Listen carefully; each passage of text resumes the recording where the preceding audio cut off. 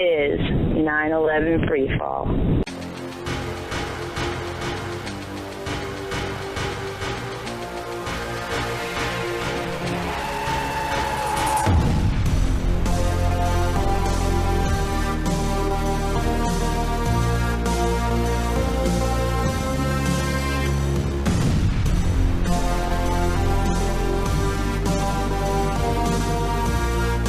Good evening, ladies and gentlemen. Welcome to another episode of 9/11 Freefall. I am your host, Andy Steele.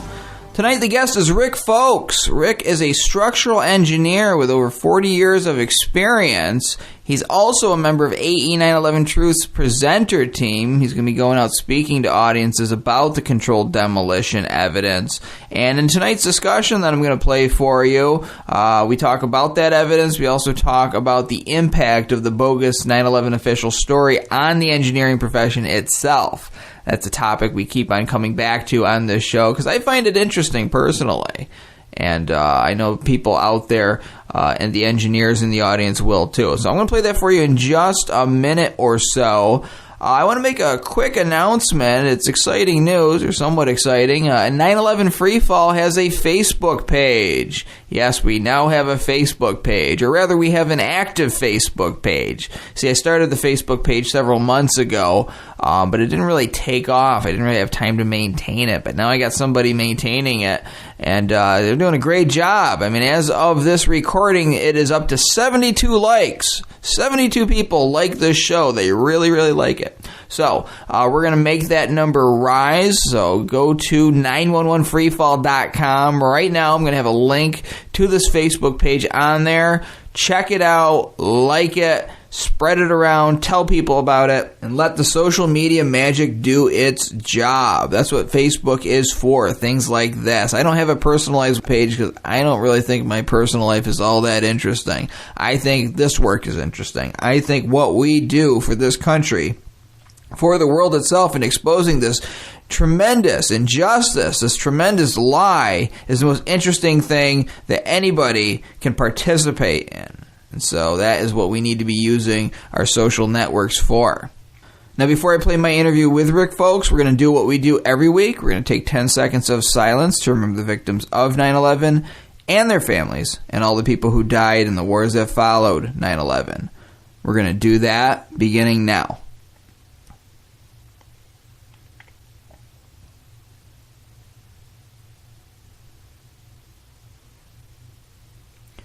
And that is 10 seconds.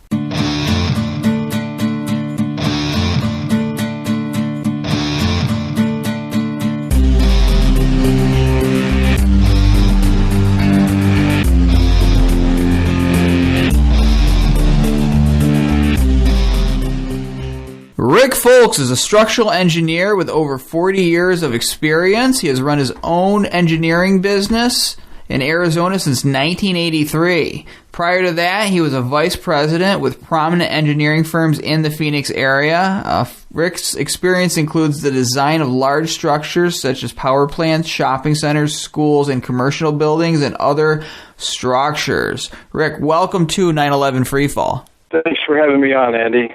Now, I forgot to also mention that Rick is a signatory to the AE 9/11 Truth petition calling for a new investigation into the destruction of Towers 1, 2, and 7 of the World Trade Center complex. He's also joining us on our presenters team, spreading the word wherever he can about the controlled demolition evidence. Rick, before we get into 9/11 and all the great things you're doing, please elaborate on your background, talk about your 40 years of experience in your career. Okay, well, going back even to my younger days, Andy, I'm a red-blooded all-American boy. I was an Eagle Scout as a youngster. I was active in Boy Scouts and sports and band and that sort of thing. And I was also very good at math. I was a good math student. I went to a high school, a small school in Tennessee.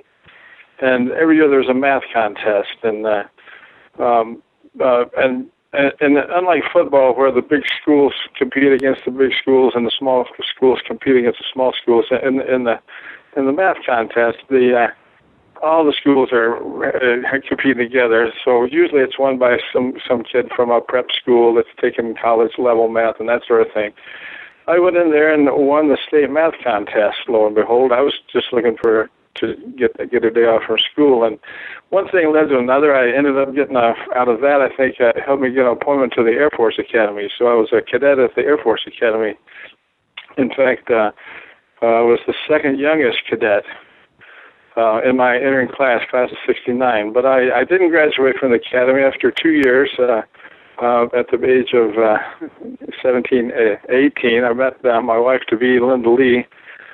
We had quite a courtship going, and I decided to give up my appointment to the academy and go to engineering school back in Tennessee. I went to Tennessee Tech. I got a degree in civil engineering there, emphasis on structural design, and I finished top in my class. I had the highest grade point average in my class, so I was lucky to get a good education there. Right out of college, I got a job with Burns & McDonnell Engineering Company in their power plant division, designing power plants, and quickly moved my way up the ranks.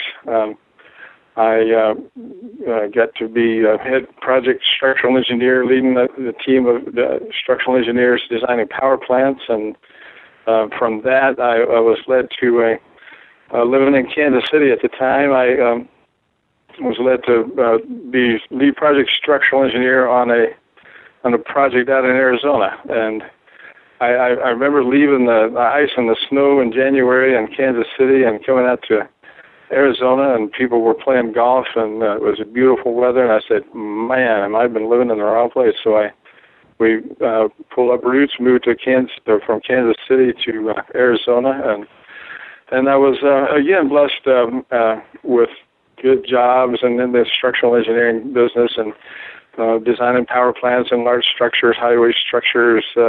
Worked my way up to well, actually, I got an offer. In addition to my engineering background, then when I moved to when we moved to Arizona, I decided to get an MBA to help me advance in the ranks. So I went to night school. I coached Little League. I coached soccer. We had 3 kids. We kind of grew up with them. By the time we were 22 years old, Linda Lee and I had 3 children. And kind of grew up with them, so to speak. And but in addition to that, and working full time, and I went to night school and got an MBA, and so I could advance in the management ranks. And from that, I was able to get a vice president position with the oldest structural engineering firm in Arizona at the time. In fact, the firm had been established prior to Arizona becoming a state. It was that rooted in the engineering business out here. There at Johannes and Duran was the firm. I was the project structural engineer on projects for the military installations, and you name it, a wide variety of projects and structural background. And then in the 80s, I decided to not work as hard. I thought I would cut back. I'd just start my own consulting practice, and that kind of backfired. Now I end up working harder in my own consulting business than I ever did for the other companies I worked for. But at any rate, I'm not complaining. I'm blessed with a lot of interesting projects, and still to this day, I'm 67 years old now, and still going strong and working full-time, overtime, and doing what I can to keep the projects designed for my clients, but also trying to do my part in the AE 9/11 Truth movement. Well, that's quite a career that you laid out there, and we are truly blessed to have you in our ranks with so many other great architects and engineers. How did you wake up to the 9/11 controlled demolition evidence? What made you start speaking out about it? Well, I would also Richard Gage. I mean, anyone that was alive at the time can remember where they were on 9/11 pretty much, and I happened to be at home. My engineering office is at home, and we were, my wife at the time was providing child care for our oldest, our only grandson at the time, and He was about 3 years old, and he came into my office. He pulled me into the living room there and pointed at the TV. He was so concerned, and I saw those buildings coming down, and I knew at the time, well, I heard the theories, well, the planes did it, and I knew, well, no, that wasn't just airplanes, that's blowing those buildings down like that, taking them down like that. There's going to be way more to this story than just some planes and related fires. Something else brought these buildings down, but I waited and I waited, and nothing happened, and nothing came out, and then finally, after more than a year after the event, of course the Bush administration finally started an investigation, and I became aware right away that that investigation was a farce. There was no really strong effort to get to the truth of the matter of what brought these buildings down. And so I was just baffled. I was just like in a wilderness almost. But in addition to my engineering business, I've also dabbled in politics, and I've run 4 times, I think it is, for the Libertarian Party as a state candidate for a state corporation commission. But in 2008, I disguised myself. I changed my registration to Republican, and joined the Ron Paul revolution and became a Republican, a Libertarian disguised as a Republican, and I ran for State Corporation Commission as a Republican in 2008. And in that process, Richard Gage came to a Republican Party. It was a candidate forum for Corporation Commission candidates, and he was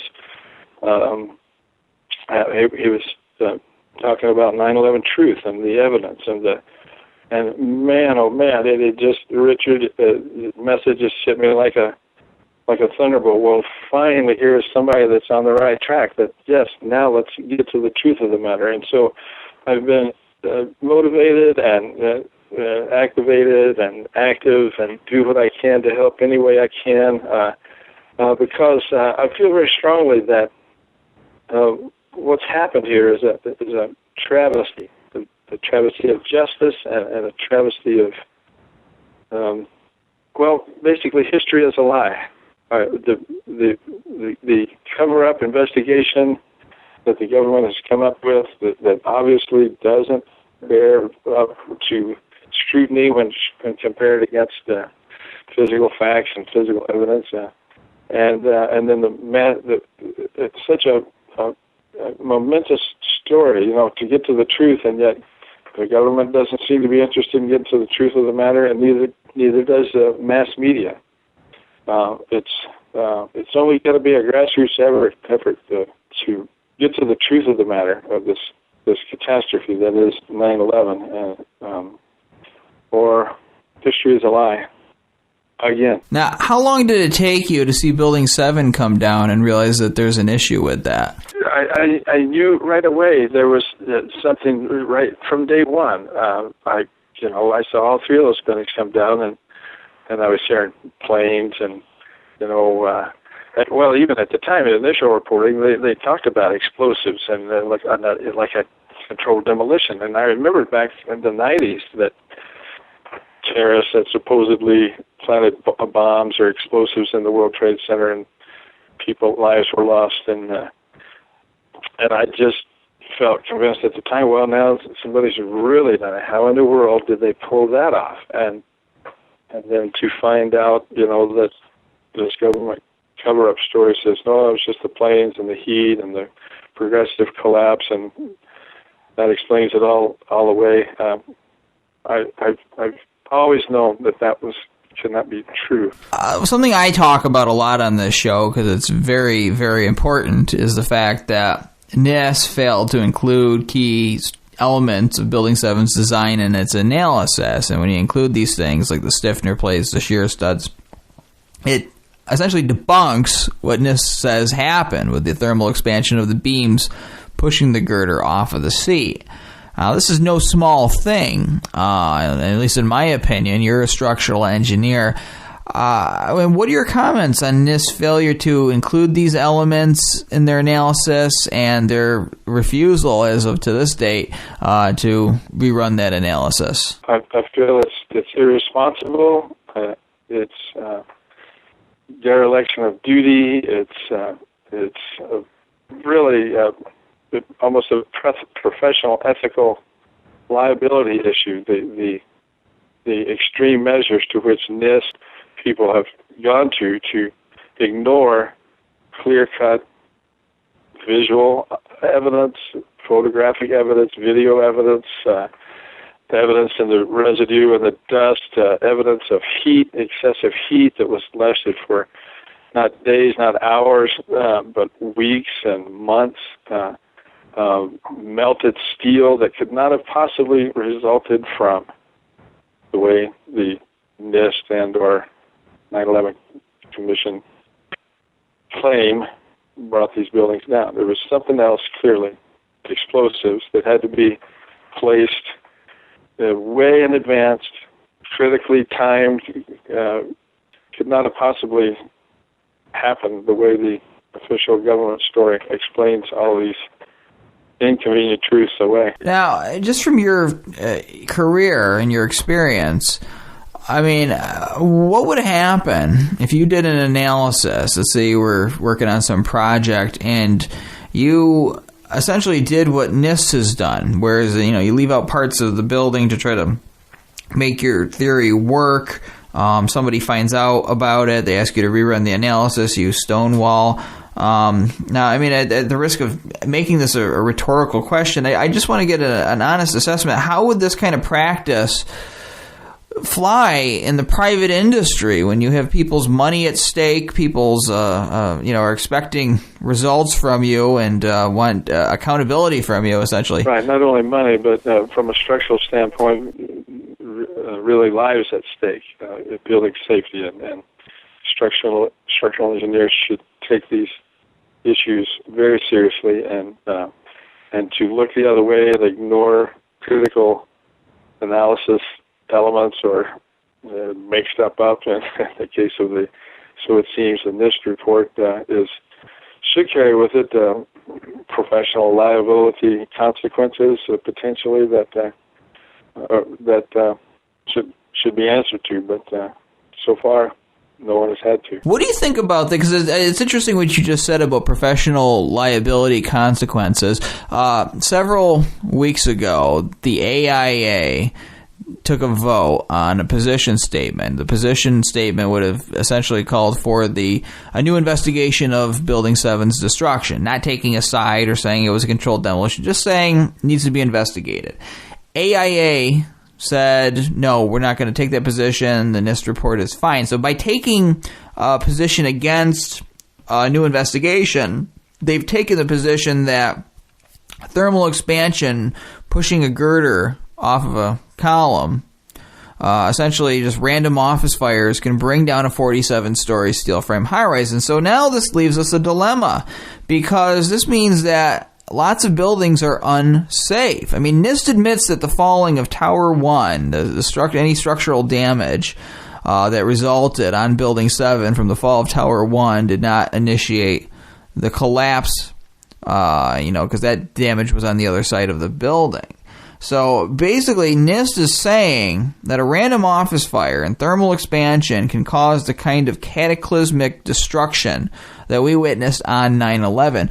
What kind of precedent does this set? What kind of fears, if we want to believe the official story, do structural engineers, architects everywhere now have to face as a consequence of the AIA's position? Well, the repercussions professionally, and I haven't experienced this directly, but I understand there are coming out of 9/11 mysterious forces that had to be designed for to more or less represent or anticipate an event, something like that happened to these buildings. It's almost a farce. Some of the professional impact, design ramifications, but the facts of the matter is the NIST report tries to explain that, well, one local failure resulted in one column in this building 47 out of 47 stories to all of a sudden become unbraced, and then that's initiated a collapse that brought a 47-story building down in approximately 7 seconds. And it's just it's fantasyland stuff. It's made up. It couldn't possibly have happened the way they're describing, and yet, supposedly engineers are supposed to design in the future so that that doesn't happen. But now AIA has kind of taken a stand with its latest effort by architects and engineers for 9/11 Truth to look further into this matter, and the AIA has basically taken a stand. Move along, citizens, nothing to see here. And sadly, right from the start, NSPE, the National Society for Professionals, not NSPE, American Civil Engineers Society, ASCE, American Society of Civil Engineers. I'll get my acronym straight in there in a minute. They went along with the findings of the 9/11 Commission report that explained away the unanswered, mystical, overlooked evidence of what caused the building failures for World Trade Center 1 and 2. So it never ceases to amaze me since I've been involved with the 9/11 Truth movement, the extent that otherwise intelligent, smart engineers, architects, professionals, really people from all walks of life will go to try to explain away a truth that they do not want to believe could even be possible. But the fact of the matter is, we don't know the truth yet, and we need an investigation to find out what really did bring these buildings down. How did it really happen? So now you've got this impossible situation with this building falling down. Basically, what the AIA has said is that spontaneous combustion is possible. If you just found somebody burnt up and the police investigated and said, well, we think this person spontaneously combusted and, wiped their hands of it and didn't want to investigate it anymore. Okay, the person spontaneously combusted. Well, now we've got to address the fact that, the officials are saying that spontaneous combustion is possible. And it sounds silly what I'm saying here, but it's really the same thing. It really runs parallel with what the AIA has endorsed by denying the position statement. They're essentially saying the same as if you are acknowledging or claiming that spontaneous combustion is possible in this one instance because the officials don't really want to get to the real explanation of why this person burned up. Right? They don't want to deal with the ramifications of their position statement. I find that absolutely fascinating. I think that's a huge weak spot that the AIA has left itself in. If we had a real media in this country, they'd be all over this. I mean, anybody that looks at this any deeply and is honest about it, I don't believe can help but see that huge flaw and the position that's now been taken by these professional organizations. What do you think? Well, it's an untenable, unexplainable phenomenon. The depths to which these otherwise smart, professional, logical thinking, supposed logical thinking people, the extent they would go to, I think, not rock the boat and maintain the status quo and from a very high level, look the other way, and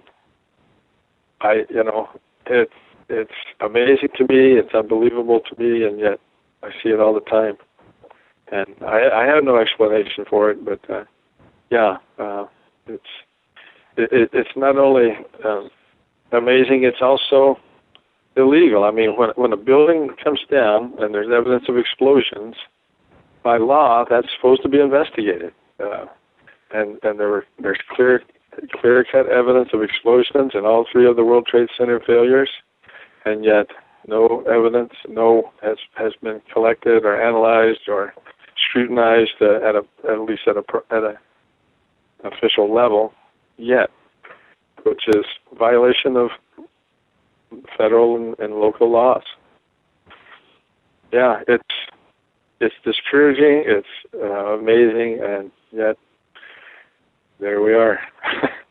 Here we are. Well, I was watching a video of Eric Lawyer from Firefighters for 9/11 Truth, and I've seen this video before. However, you see a video once, you don't always take everything in, and sometimes you catch something later on when you watch it again.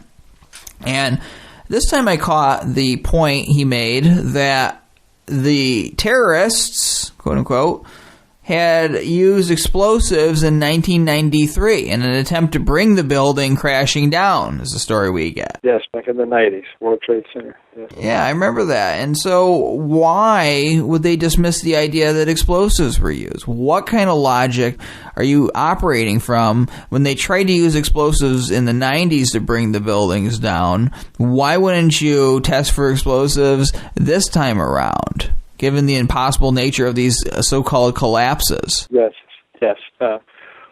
Very good questions, and something that I, as a, red-blooded American, red, white, and blue American citizen and a structural engineer, I fully expected that's the information our government was going to find out for us when this investigation was going on.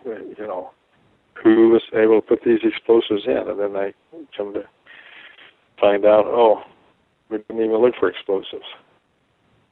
It's flabbergasting, it's irritating, it's jaw-dropping, mystifying.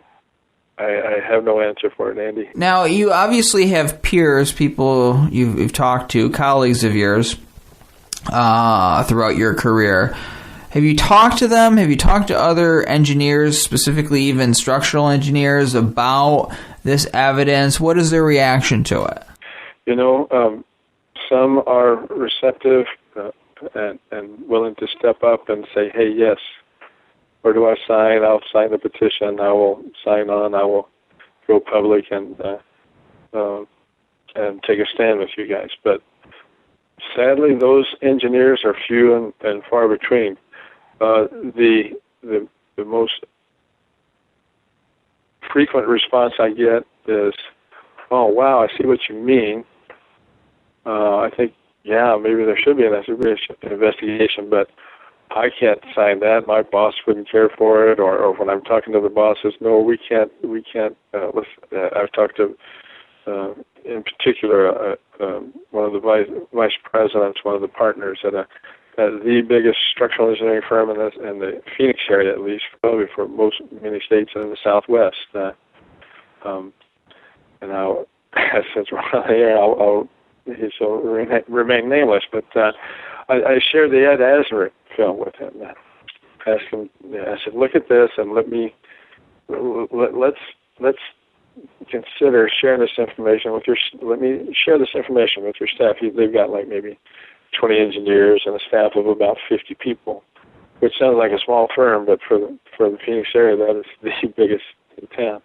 So he right away said, "No, we can't really go there. That's, we got government contracts. We don't want to. And in fact, we don't want to rock the boat." And that isn't one kind of reaction I get. And then the other really sad one is I've got a really good friend, an associate that we still do a joint venture. I hire some of my engineering work out to him on occasion, and he's an engineer who's done big projects. In fact, we used to work on together in the same firm and designing when I was in the power plant design business, and one of the firms that I joint ventured on or teamed up with him on. And this guy designed massive, big, complicated structures. Like he designed the trusses for the Chase Field, where the Arizona Diamondbacks play, and they've got a roof that they can open and close. And he designed those trusses for that roof system. He's a very, very intelligent guy. And so I shared this information with him about 9/11, and I said, "John, that the government theory, a chunk of the building at the top started falling down and cascading collapse, and I said, John, they couldn't have possibly created enough heat that was sensed from outer space for weeks and months after the buildings came down. The jet fuel or the fires, they couldn't have lasted that long. They were clearly explosives. I said, John, look at this. Look at these pictures. Look at those squibs coming out in advance of the collapse of World Trade Center 1 and 2. The squibs are explosions that precede the big explosions and controlled demolitions. And if you look at the films of the collapse of World Trade Center 1 and 2, you can see these squibs coming out of very precisely timed, controlled demolition. I said, look at that, John. And I said, how can you explain? Sign this petition. Join us. Stand up. Take a stand. John's got his own firm now, similar to me, and he said, no, I think it could have been the aluminum in the airplanes. He said, I remember we were down in Rocky Point. He recalls burning an aluminum, had a big bonfire, and they threw an aluminum block engine from a car that somebody came up with down there, a deserted car or something. Some of the locals decided to throw an aluminum engine on this bonfire out on the beach in Rocky Point. He said, Rick, you should have seen that thing. I think there was maybe enough aluminum in those planes that heat from that aluminum burn, that brought those buildings down instantly like that. Which I said, I shake my head. I mean, otherwise, obviously, intelligent people can. We should never underestimate their power of denial to try to logically explain something away. I'm baffled by it. I'm disheartened by it. I will continue to crusade to get especially more engineers to sign our petition and raise this flag that, hey, history is a lie right now. We need to get to the truth of this matter. But it's an uphill battle, as you know, Andy. Keep up the good work. I appreciate all you do, and you and Richard. I know you guys are training guys to spread this message and active in so many different ways. And I'm encouraged, Andy, by the world outreach, like the thing coming up in Europe now, as far as getting back to reaching out to other engineers. Right, and sometimes people will cite the metal streaming out of the side of the building caught on video as molten aluminum from the plane. The problem with that explanation is that molten aluminum is silver in daylight conditions. This was bright orange coming out, and it also doesn't account for any of the physics. I mean, you can say there was molten aluminum all you want, but the top part of a building doesn't crush the lower part without slowing down. Building 7's not in free fall for 105 feet without explosives there. Okay, so right, there's so many unanswered, so many things that were observed that aren't explained by the official government story of how these buildings came down. A progressive collapse would not eject steel columns or beams that weigh several tons at the length of 2 football fields, just from one floor collapsing on another.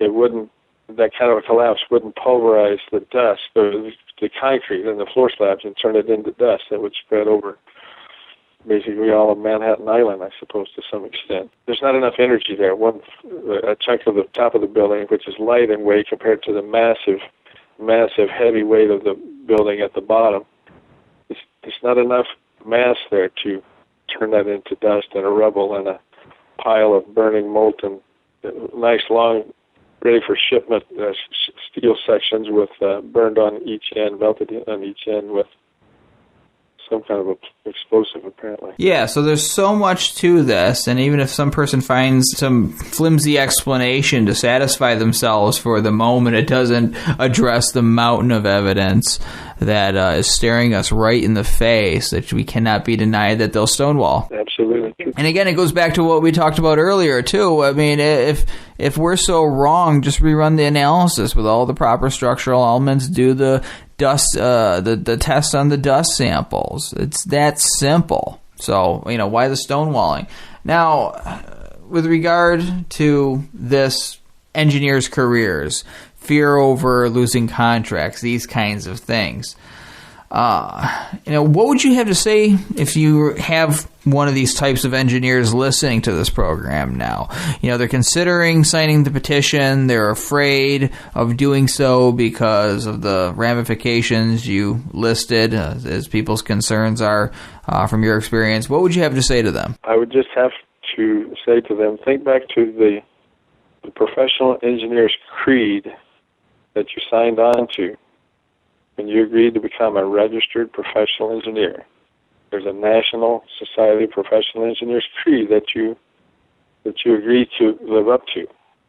And one of those is we have a responsibility to tell the truth in such matters like this, not ignore the truth and not ignore evidence and not look the other way when the numbers don't seem to add up. And so I would encourage you to think about the impact. What is the impact on your kids and your grandkids if the perpetrators of this attack get away with it and go unpunished and go undetected and have the free rein to do this again somehow, or something even more dramatic or costly in terms of lives or treasure or family, the national power, and so forth.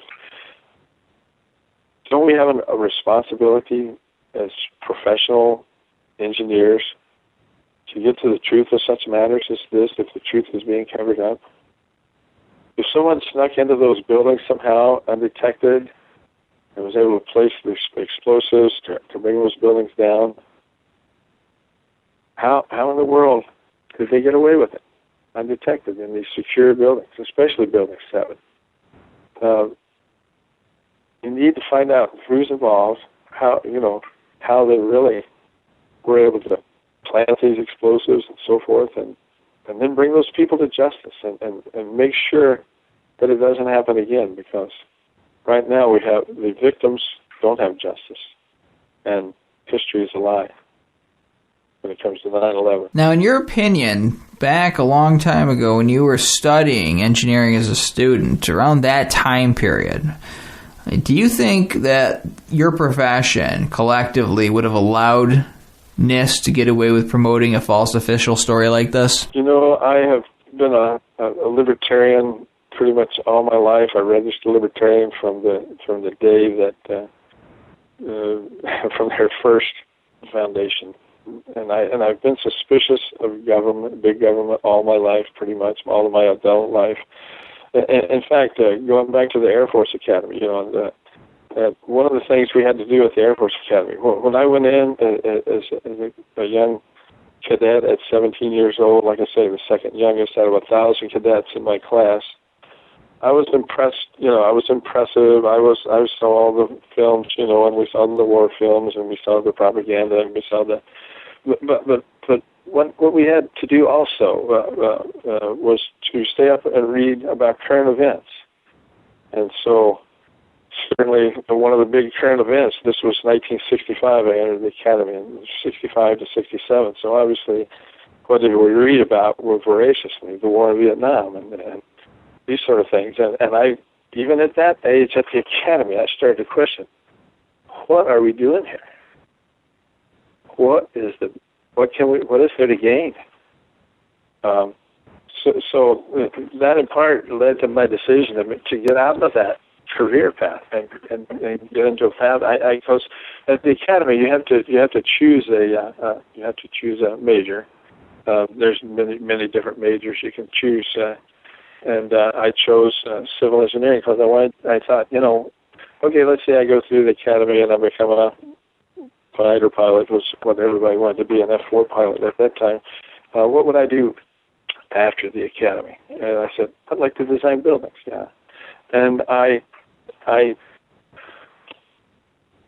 chose that path instead. I met my Linda Lee. I started to question, even at the age of 19, do I really want to get into this? Do I really?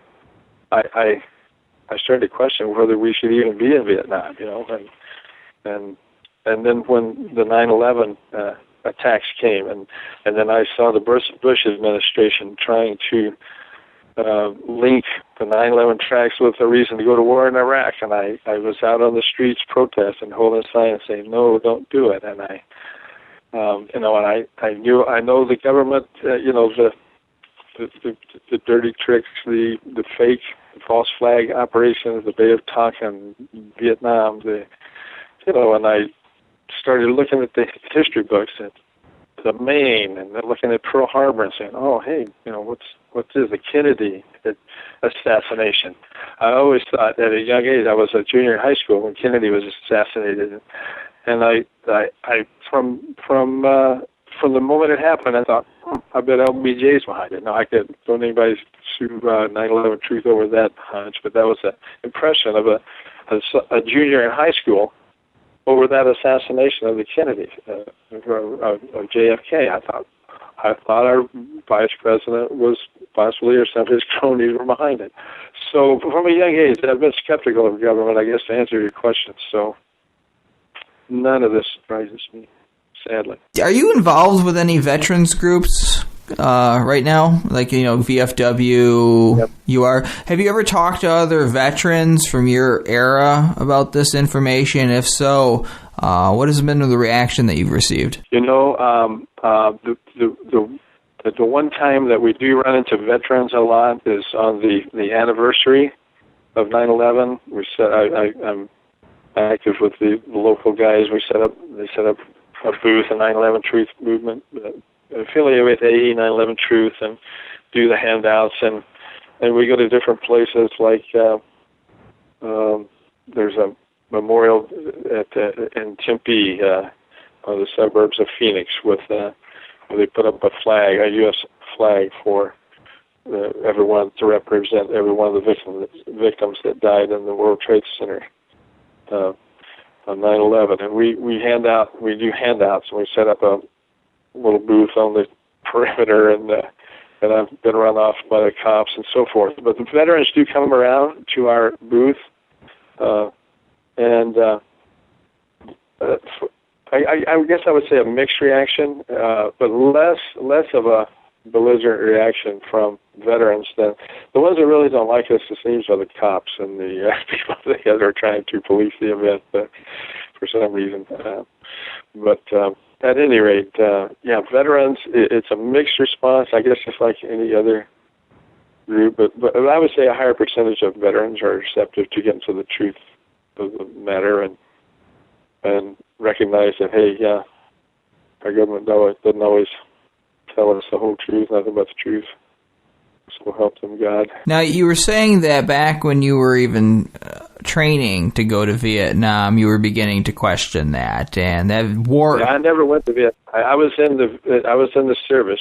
I was at the Air Force Academy for 2 years during the Vietnam era, but I never went to Vietnam. Let me be clear about that. I was 2 years at the academy, and then when I resigned, and I had a 4-year commitment in the reserves, and they made me a medic, and I was stateside. I never got sent to Vietnam, but I was working in a hospital there, and I saw guys coming back from Vietnam, and so that was my only taste of Vietnam. And that war is historically known for that kind of sentiments. Many people started questioning it. Many of the young people that have to go and fight and die in it, potentially. A lot of them did have to go there. One of my very good, I was just going to say, a lot of my classmates, obviously, when I was in the reserves, one of the master sergeants in the reserve unit I was in, I was at the academy with his son.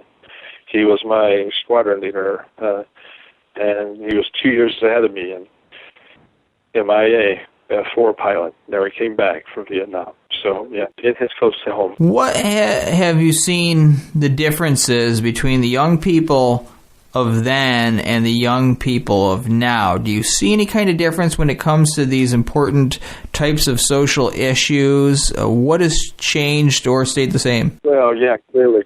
Well, clearly what has changed is in the 60s, or when the war protest was very much out in the street, carrying the signs and that kind of a movement, and the protest movements of today are very much obviously electronic media, Facebook, those social media, that's the way young people today communicate. Not more online, less out in the street. Obviously protesting, or maybe they don't. Maybe they're not concerned. Maybe they're not as aware. I don't know. It gets to be a very touchy subject when you're bringing up when you're talking about young people, because even in my own family, I'm so obviously motivated to help spread the truth about 9/11 truth.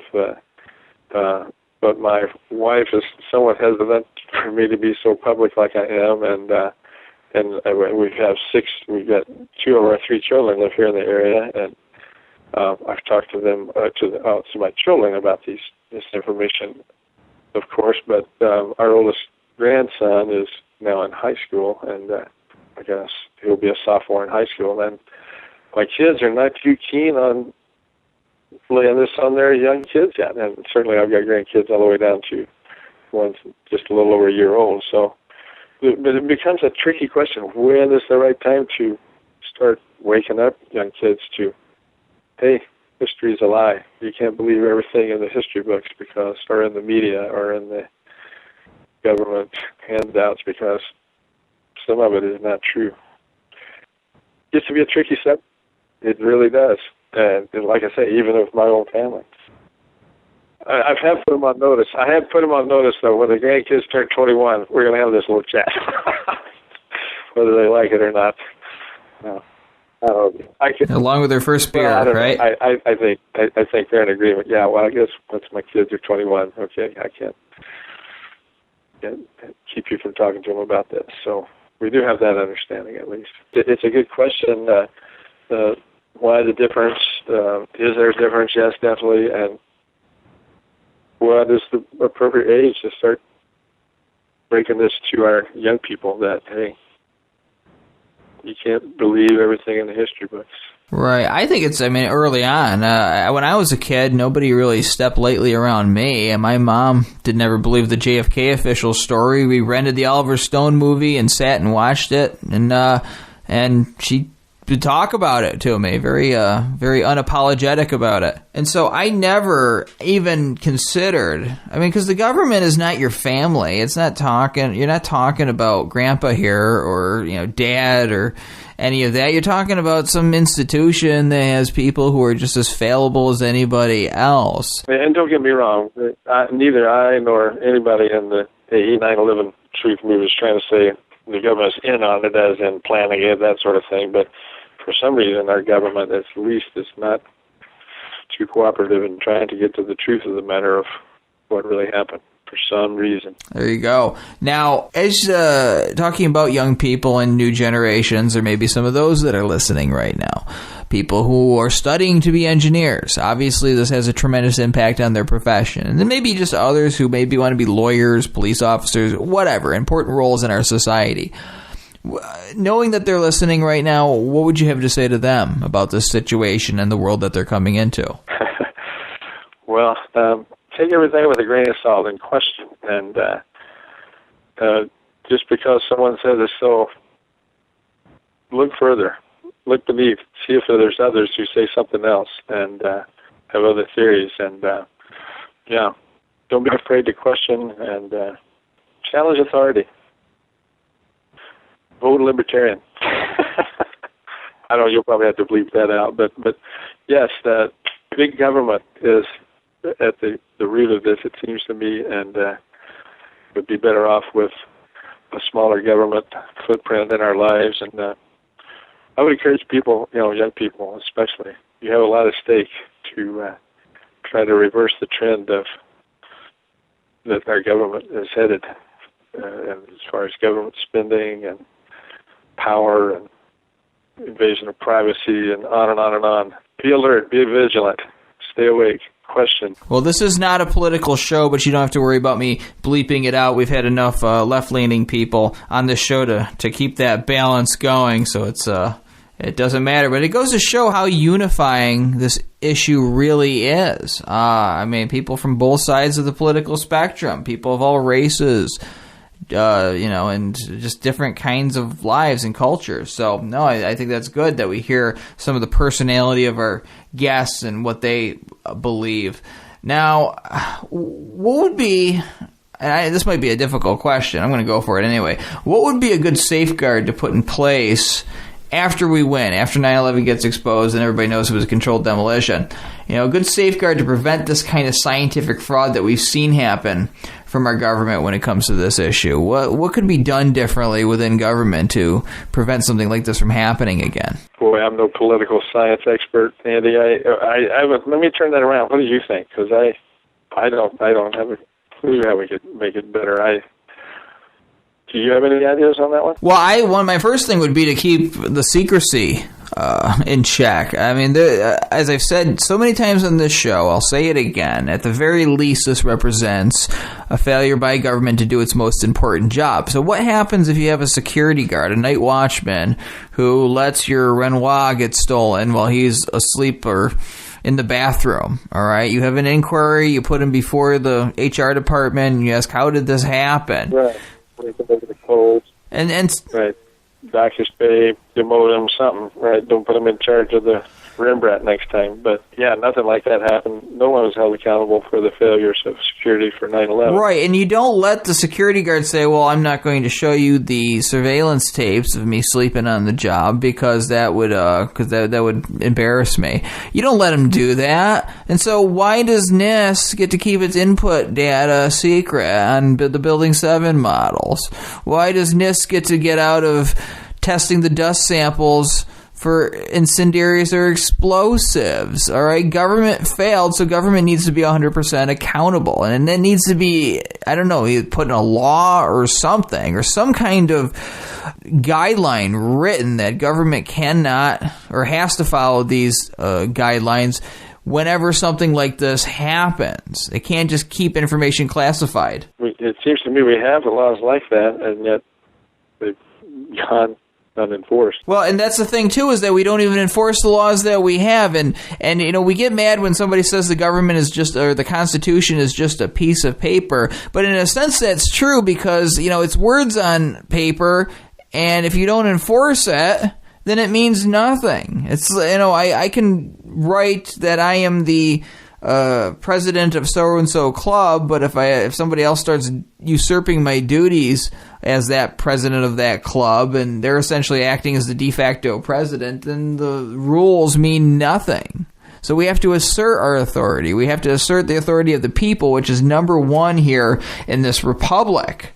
And I think everybody of every political spectrum can agree with that sentiment. Well, I would hope so. What do you see as the consequences if we don't acknowledge what really happened on 9/11? If we don't get to the bottom of this, we don't have a real investigation, we just go merely on living our lives oblivious to the reality of physics and common sense. What happens to America? What happens to the world? What are you most afraid of, and what keeps you driving at this issue and talking about 9/11 truth whenever you can? Well, what we have at risk is whoever group, individuals, organization, whoever is behind this has not only gotten away with it, they're still out there, and we're at risk that they could do this or something else like it, akin to it, worse in this country and other countries. And so as long as we're not even trying to find out who they are or who's involved, then they're going to get away with it, and we're all more at risk. And who knows what? It took pretty devious minds to come up with this scheme. Who knows what they could come up with next?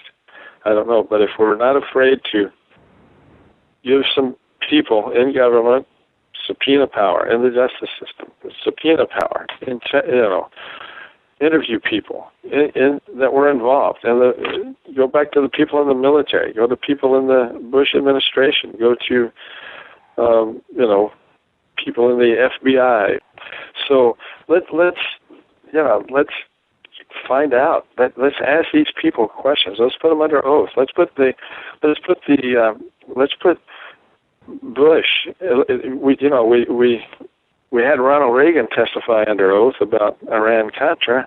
Why not put George Bush, Rumsfeld,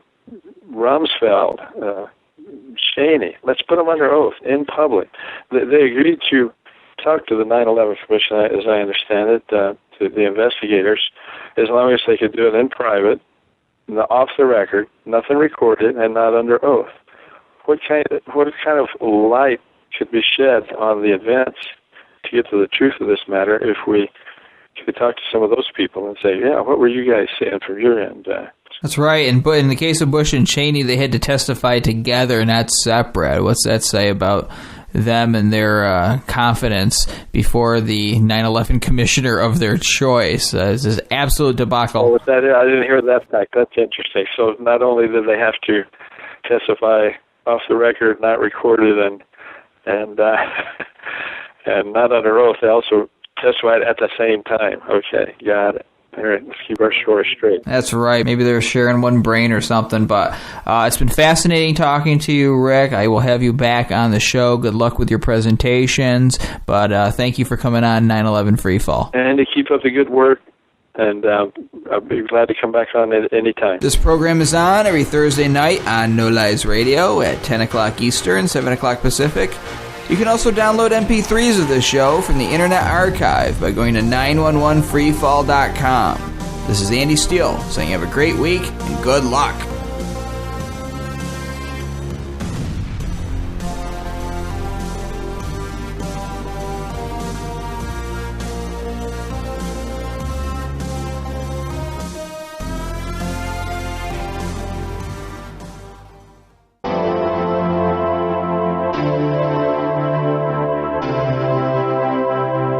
The 9/11 Commission, which was tasked with giving us the fullest explanation. No, not one sentence in the 571 pages of the 9/11 Commission report even mentions the destruction of World Trade Center 7. Is this one of the reasons, perhaps, that Senator Max Cleland resigns from the commission, citing it's a national scandal? The investigation is compromised.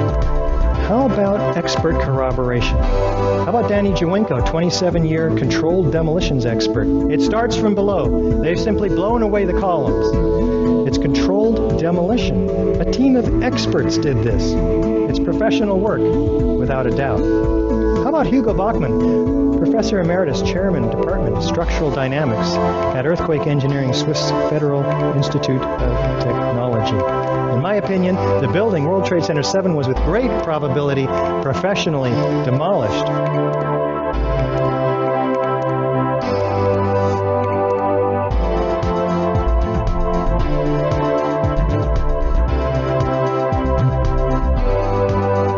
Here's a floor plan of Building 7. Now, to bring a building smoothly, symmetrically into its own footprint without falling over, what we have to do is remove the core columns, because what we want to do is bring the outside of the building in on itself. Now, this involves a high degree of precision that fire is not capable of, being an organic process.